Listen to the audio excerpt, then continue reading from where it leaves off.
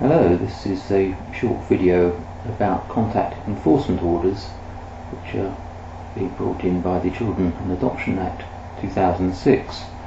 We don't yet have a date when they will be brought in, but we're told that it will be sometime this autumn. Okay, what are enforcement orders?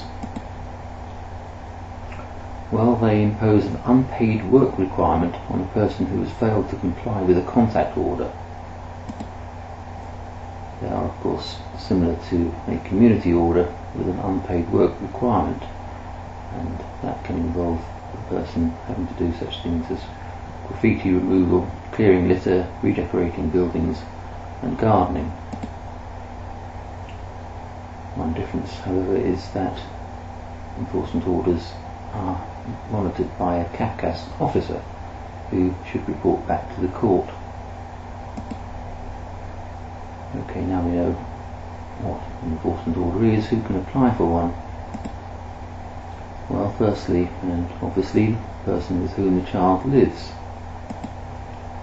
Secondly and equally obviously, the person whose contact with the child concerned is provided for in the contact order.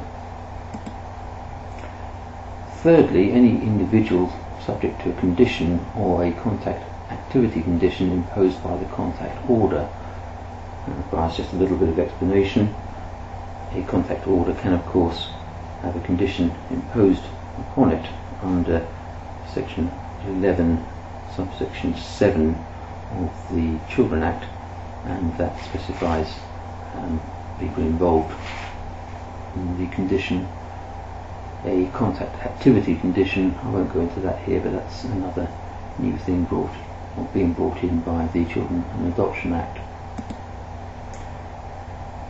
Finally, the child concerned can apply for an enforcement order with the leave of the court. The court will, of course, have regard to the age and understanding of the child.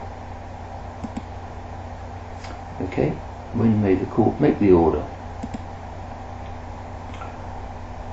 The answer is if the court is satisfied beyond reasonable doubt that a person has failed to comply with the contact order. However, the court may not make the order if it is satisfied that the person had a reasonable excuse for failing to comply with the contact order. The burden of proof as to whether the person had a reasonable excuse lies with that person, and the standard of proof is the balance of probabilities. Of course, the court must take into account the welfare of the child, who is the subject of the contact order. What about breach of the order? What happens then? Well, if the court is satisfied beyond reasonable doubt that the person has failed to comply with the order rather, it may amend the order so as to make the requirement more onerous, or it may make a second order in relation to the person, and if the first order is still in force, provide for the second order to have effect either in addition to or in substitution for the first order.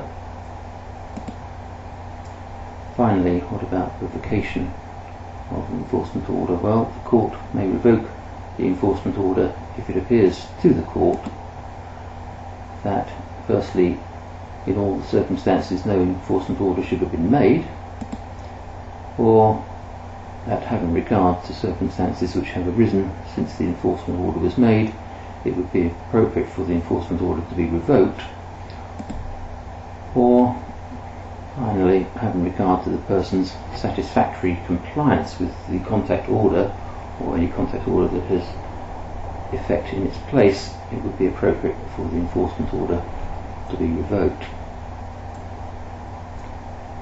Okay, well, that finishes off my brief introduction to enforcement orders.